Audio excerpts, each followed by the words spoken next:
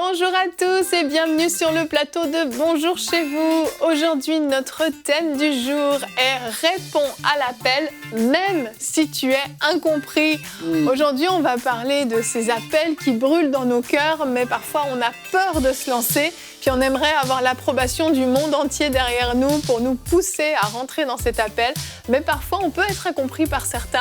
Mais si on a le go de Dieu, il faut foncer. Et on va en parler aujourd'hui. Et je crois que ça va parler à certains d'entre vous. Vous savez que Dieu vous appelle à démarrer quelque chose, que Dieu vous appelle à porter un projet, que Dieu vous appelle à faire quelque chose en particulier. Et peut-être que parce que vous n'avez pas été soutenu, vous n'avez pas osé vous lancer, aujourd'hui, je crois que ce message va vous encourager, va vous faire du bien. Et on aura une rubrique « C'est mon histoire » en deuxième partie d'émission. C'est le prophète Francis Ngawala qui nous a partagé son magnifique témoignage. On avait déjà eu une rubrique de lui. Il nous parlait d'une résurrection qu'il avait vécue, qui était quand même déjà pas mal. Aujourd'hui, c'est plus personnel. C'est l'histoire de sa conversion et le début de son appel. C'est un témoignage qui devra avoir une suite. Vous verrez, parce qu'il y a tellement de choses à dire qu'on n'a pas pu faire toute l'histoire en un seul « C'est mon histoire ». Mais la prochaine fois qu'il viendra, il nous racontera la suite. En tout cas, un très beau témoignage que vous pourrez découvrir justement en deuxième partie d'émission. Mais avant ça, Frank, on va t'écouter dans la pensée du jour.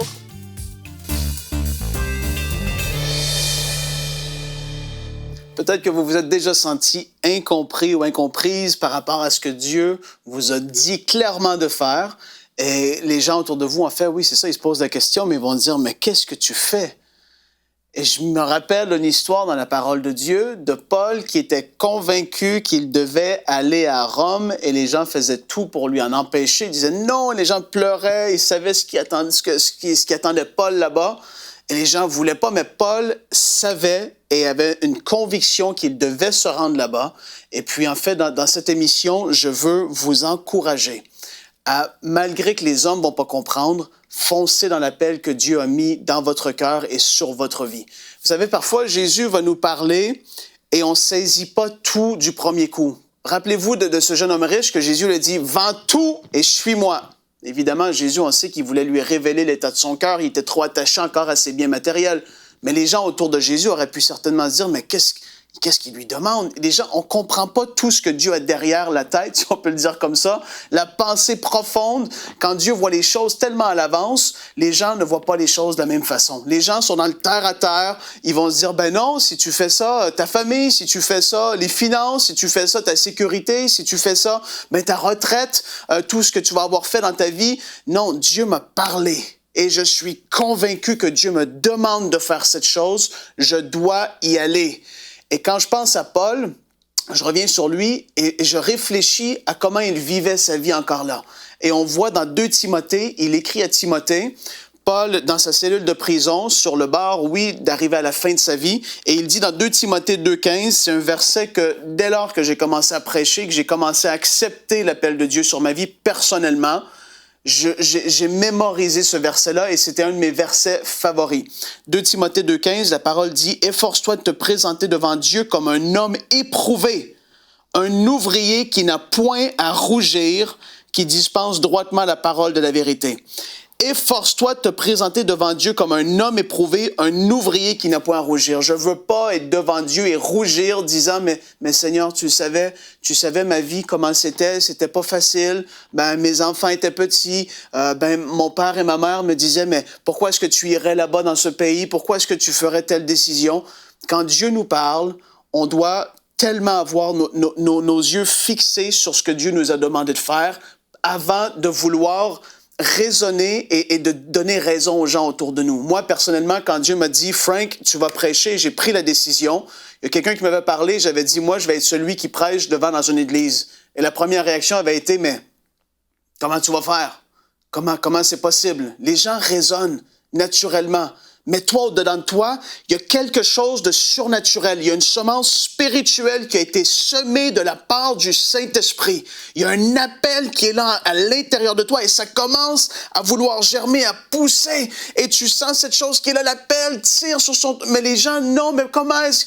Arrête de raisonner. Je veux t'encourager. Aie pas les regards fixés sur ce que les hommes vont penser, mais crains Dieu. cherche à lui obéir premièrement, à lui plutôt qu'aux hommes.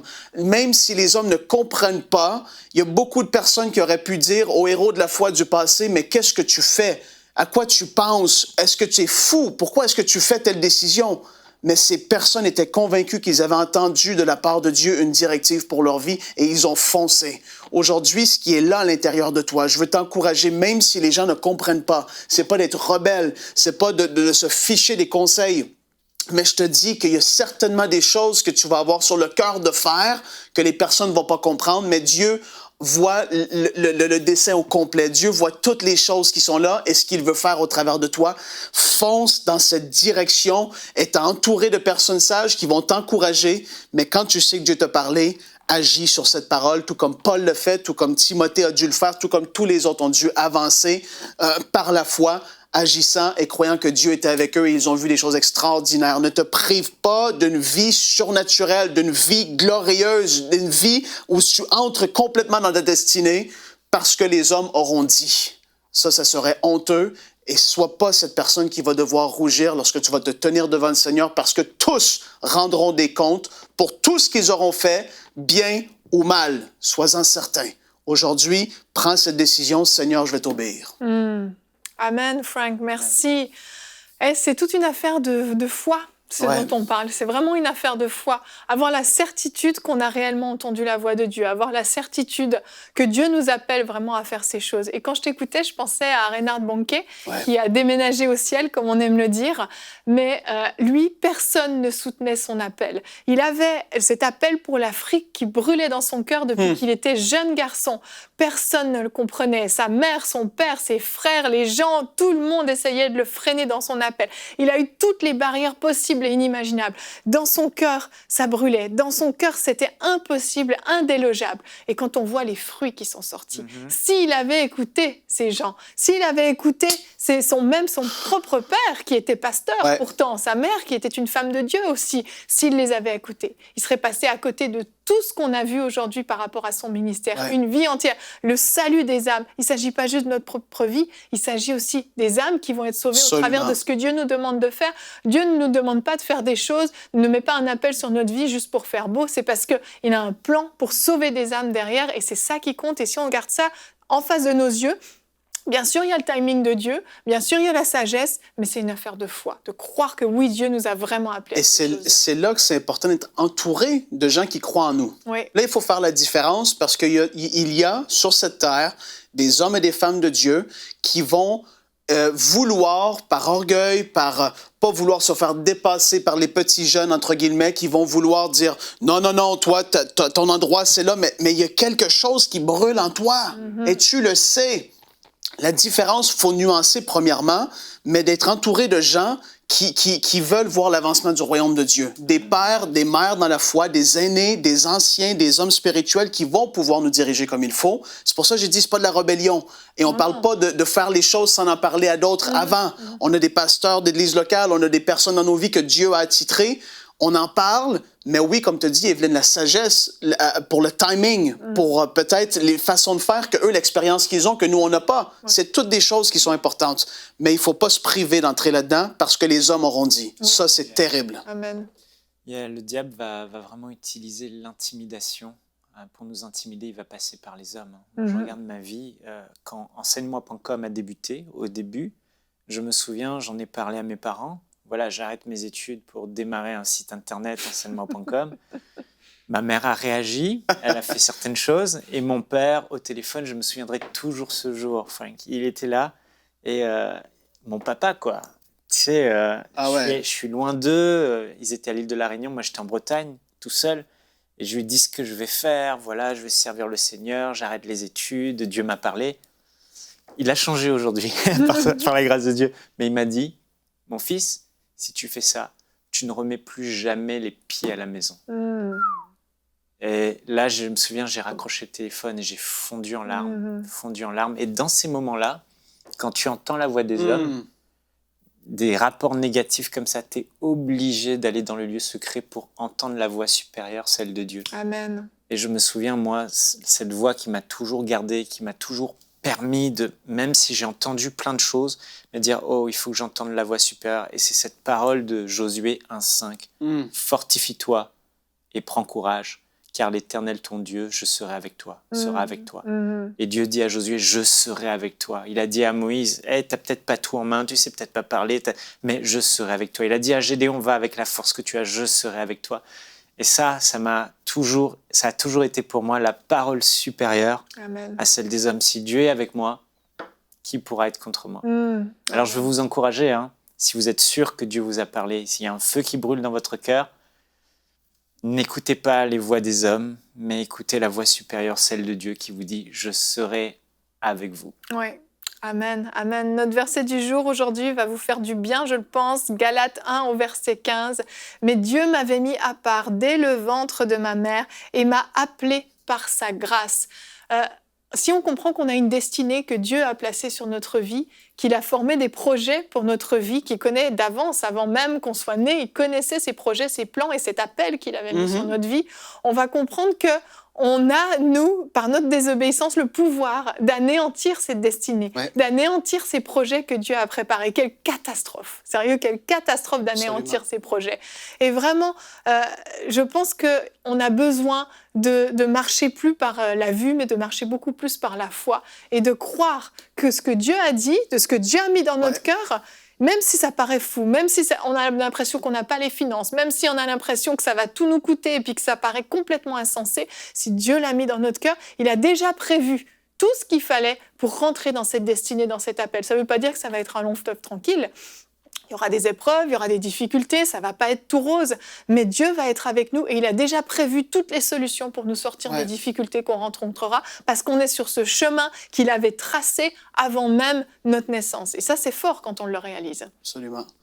Je veux mettre l'accent vraiment sur, en terminant cette discussion, 2 Corinthiens 5,10. Je n'ai parlé dans la pensée du jour, mais je veux le redire. « Car il nous faut tous comparaître devant le tribunal de Christ, afin que chacun reçoive selon le bien ou le mal qu'il aura fait, étant dans son corps. » Je veux que la crainte de Dieu soit là présent dans chacune de nos vies. Vous tous qui regardez à la maison, c'est des choses sérieuses. On va se retrouver devant Dieu. Que tu vives à 50 ans, 70, 90 ans, on va être devant lui. Il y aura des comptes à rendre pour le bien ou le mal qu'on aura fait et selon l'obéissance qu'on aura fait par rapport à ce qu'il avait décrit pour nous. Amen. Et on va découvrir maintenant le témoignage du prophète Francis Ngawala, et vous allez voir que lui, justement, pour rentrer dans son appel, il a dû résister aussi au courant contraire. On le découvre tout de suite. Et on se retrouve pour la rubrique « C'est mon histoire ». Aujourd'hui, j'ai le grand plaisir et privilège de recevoir le prophète Francis Ngawala. Bonjour. Bonjour, Francis Ngawala. Ngawala, oh pardon, Ngawala, je vais y arriver. Vous êtes le pasteur fondateur de l'église Parole de foi au Congo, à Kinshasa, oui. Exactement, et du ministère La Voix de la puissance divine, c'est ça. Et ça fait des années maintenant que vous servez le Seigneur, non seulement au Congo, mais aussi partout sur la terre. Vous êtes un grand voyageur. Il paraît. Il paraît. Et aujourd'hui, j'ai le plaisir de vous recevoir pour que vous veniez raconter le témoignage de votre conversion, de votre appel aussi à servir Dieu. Donc, vous étiez au Congo à l'époque et dans une famille catholique, mais vous aviez eu une enfance, une adolescence un petit peu chaotique, on va dire. Pas un petit peu, très chaotique. Très chaotique. Parce que déjà, l'histoire avant la conversion était très particulière. J'étais un enfant qui a grandi avec beaucoup de blessures intérieures. À l'école, j'étais plutôt assez bouillant, bagarreur, injurieux, dragueur, comme on le dit. Parce qu'en fait, j'essayais de combler le vide, un vide en moi. Et à quoi était dû ce vide? C'est que ma mère était partie lorsque j'avais moins de 2 ans. Alors, elle était partie, elle est allée vivre en Europe. Et sans le savoir, elle me manquait. Et dans les familles africaines, lorsque vous venez comme ça, vous incrustez dans une famille qui existe déjà, il y a papa, maman et les enfants. Et moi, j'étais le seul enfant qui était né hors mariage, donc ça n'avait pas été facile. Et les parents étaient des bons catholiques romains qui nous amenaient à l'église. Et bizarrement, personnellement, moi, pour aller à l'église, il fallait me corrompre. Parce que, tenez-vous bien, c'est qu'à partir de 89, j'avais vécu une histoire qui avait fait que je ne croyais plus en Dieu. Aïe. Oui, je ne croyais plus en Dieu. Pourquoi je ne croyais plus en Dieu? Vous savez, à l'époque, il y avait les mouvements dits charismatiques à Kinshasa. Donc, les gens commençaient à apprendre les dons de prophétie et tout ça. Mais malheureusement, avec les abus, donc mon père étant très bien placé dans une entreprise, c'était un grand cadre. Et il y avait un groupe de prière dans l'entreprise. Et ils sont venus prier à la maison. Et l'une des femmes faisait tout pour que j'affirme avoir été envoûté par ma grand-mère. Et écoutez, j'avais faim. Au bout de 3 heures de prière, je leur ai raconté le début du film de MacGyver, en feignant que c'est ce que je voyais quand je dormais. Mais en fait, après, ça m'a brisé. Parce que je me suis tiré d'une situation, mais après, je me suis dit, bon, si vraiment Dieu existe, je ne crois pas qu'il aurait permis qu'on me traite comme ça. Donc Dieu n'existait pas. Dieu n'existait pas. Alors, en 90, nous nous sommes retrouvés en été en Belgique, à Bruxelles. Et un jour, alors que je retournais dans l'appartement de mon frère, qu'est-ce qui va se passer? Je verrai une dame au couloir qui va me pousser dans les toilettes du couloir. Et puis moi, je dirais, mais madame, ça va. Elle me regarde, elle dit, est-ce que vous êtes Francis? Je dis, oui, vous êtes le fils de monsieur Ngawala. Je dis, oui, bien sûr. Et je lui pose la question, mais qu'est-ce que vous voulez, madame? Elle me dit, vous savez, il y a quelques années, on est venu prier chez vous, vous vous rappelez? J'ai dit, je me rappelle de l'histoire et j'ai toujours dit, la femme qui avait prophétisé pour moi, il fallait que je lui casse la gueule un jour. Oh. Vous savez, elle me regarde, elle dit, c'est moi. Alors, toute cette fougue que j'avais, cette fureur également, s'est tout de suite arrêtée et j'ai eu les larmes aux yeux. Elle m'a dit, en fait, je ne sers plus Dieu depuis ton histoire parce que je m'étais rendu compte que nous avions été injustes à ton égard. Mais j'avais prié Dieu, et c'était ma dernière prière, qu'il m'accorde la possibilité de te rencontrer avant de mourir. Et quand j'ai appris que vous étiez là, j'ai tout fait pour te voir. Et j'ai regardé cette femme, j'ai dit, madame, vous aviez gâché ma vie. Elle me dit comment? J'ai dit, vous avez gâché ma vie. Parce qu'en fait, j'étais en ce moment-là convaincu que j'avais plus rien de bon à tirer de ma vie, que j'étais condamné à être un voyou, j'étais condamné à mourir de boisson ou même de sida, puisque c'était en vogue à l'époque. Et ça a déjà été un pas. Alors j'ai dit à cette dame, je ne sais pas ce que c'est que pardonner, mais je décide de te pardonner. Wow. C'est un grand pas, ça. Un très grand pas, mais j'avais beaucoup pleuré en fait. Mais cette haine de Dieu n'avait pas cessé dans mon cœur. Au point que même en plein hiver, j'étais capable de me retrouver à l'extérieur juste parce qu'on avait mis de la musique chrétienne. En fait, je ne supportais pas le nom de Jésus. Je ne supportais pas Dieu. Et pour la petite histoire, on m'avait chassé de l'église catholique en pleine messe de Pâques. Pourquoi? Parce que on avait projeté le film de la vie de Jésus. Et là où la personne a giflé Jésus, Ponce Pilate, et moi je me suis dit, non, mais ce gars, comment on peut le gifler et puis il ne réagit pas? Ah non, mais ça c'est un poltron. C'est comme ça que je réfléchissais. Il y avait vraiment un rejet de tout ce qui venait de Dieu. Alors en 92, nous sommes revenus au pays après un grand voyage en Afrique du Sud également. Alors là, il y avait une fille dans le quartier qui priait. Et nous nous étions lancé le défi entre les garçons. On verra qui l'apprendra. Mais pour l'apprendre, il fallait aller à l'église. Et comme nous n'habitions pas loin de l'église de la Borne, dirigée par feu notre papa, le pasteur Jacques-André Vernon. Tout à fait. Oui, pour qui j'ai énormément de respect. Alors, en venant à l'église, vous savez, tout ce qu'on prêchait, ça rentrait à gauche, ça sortait à droite. D'abord, je ne comprenais rien. Et même quand on prêchait, je ne comprenais rien. C'est la première fois dans une église protestante à ce moment-là? Non, disons que j'avais déjà été dans une église protestante pour accompagner une grande cousine à nous dans les années 85, 86. Mais après, bon, tout ce qui était Dieu, chrétien, je ne me disais rien. Et au fur et à mesure qu'on prêchait, j'ai commencé à me dire, mais tiens, pourquoi est-ce que je ne donnerais pas ma vie à ce Jésus? Et on avait un grand cousin avec qui on partageait la chambre à la maison. Et il m'a dit, petit, tu sais, toi, sans Dieu, tu seras un farceur. J'ai dit, non, je ne serai pas un farceur, je suis un farceur. Et je lui disais ça avec beaucoup de fierté. J'ai dit, tu sais, moi, je suis un voyou né. Personne ne peut m'arrêter, moi, je ne peux pas me convertir. Et au fur et à mesure que je partais à l'église tous les dimanches pour suivre la fille, eh ben, l'évangile a commencé à me toucher. Wow. Un bon dimanche, on dit, qui veulent recevoir Jésus? Bon, sans comprendre c'était quoi recevoir Jésus, je me suis quand même avancé. On a prié, j'ai dit Amen. Je suis retourné à ma place. Alors là, nous sommes fin août, début septembre 92. Une cellule de la borne qu'on appelait Pèlerin va organiser une croisade d'évangélisation, une campagne. Et je prends une vieille Bible à la maison. J'ai dit, en bon frère, je vais aussi aller à la campagne. Mais en fait, au fond, je ne croyais pas trop à ces choses. Oh, Dieu est magnifique.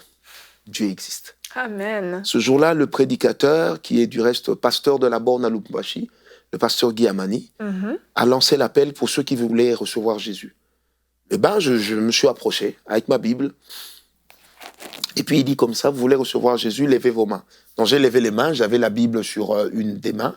Et puis, j'ai fermé les yeux. Il nous a fait suivre et répéter la prière du salut. Mais à un moment, j'ai senti qu'il y avait de l'air qui passait en dessous de mes pieds. J'ai dit, tiens, qu'est-ce qui se passe? C'était magnifique. Quand j'ouvre mes yeux, en fait, j'étais pratiquement comme dans le vide. Wow. J'ai crié, j'ai hurlé, je suis tombé. J'ai ramassé ma Bible en disant ceci. Dieu existe, hein? Tout de suite, sans attendre la fin, je suis parti à la maison, je suis retourné, je suis entré dans ma chambre. Et ce jour-là, j'ai dit à Dieu, si tu existes, pourquoi m'as-tu laissé vivre ce calvaire? Et le Seigneur, ce jour-là, m'a dit, Francis, je suis ton père, je suis ta mère. Wow. Oui, et ceux de l'église Parole de foi à Kinshasa le savent. J'ai l'habitude de dire Dieu mon père, Dieu ma mère. Et ça a tout son sens. Ça veut dire toute cette attention et ce grand amour que je n'avais pas reçu de mes parents. Et je ne leur en veux même pas. Mais en fait, je l'ai reçu de Dieu. De Dieu, amen. Ce jour-là, je me suis enfermé dans ma chambre. Je suivais un album de Claude et Julia. Oui, Payan. Payan, voilà. Et ça m'avait tellement touché. Ça m'avait tellement touché. En fait, je crois que c'est ce jour-là que je me suis vraiment converti. Wow. J'ai pleuré, j'ai décidé de tout arrêter. Et votre vie a changé après ça? Changé, mais après, il y avait le vieil homme. Et mon vieil homme m'avait retenu sur deux choses. La première des choses, c'était la musique païenne. C'est qu'en fait, la musique me permettait de me recoqueviller sur moi-même, de me renfermer. J'ai trouvé une certaine énergie. Quand j'écoutais la musique mondaine, les slow, zouk à l'époque, je me sentais bien. Comment abandonner ça? Et la deuxième des choses, c'était la convoitise des femmes. Moi, j'aimais bien regarder les femmes. Donc, même quand j'ai décidé de me convertir, quand une femme passait, je la regardais avec passion. Et qu'est-ce qui a changé, ces choses-là? Qu'est-ce qui a changé? C'est qu'en fait, j'ai réalisé que l'enfer existe. Et j'ai réalisé que Dieu était plus grand que cela. Et moi, je partais toujours dans des changements qui étaient très extrémistes.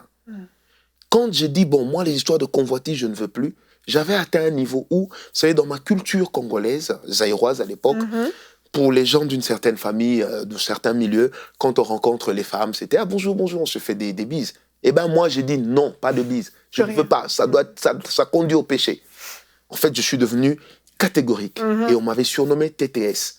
Donc, trop spirituel. TTS, ok. TTS, trop spirituel. Alors, quand je me suis converti, j'ai tout arrêté. À l'époque, mon meilleur ami s'appelait Christian Moukas Modilo.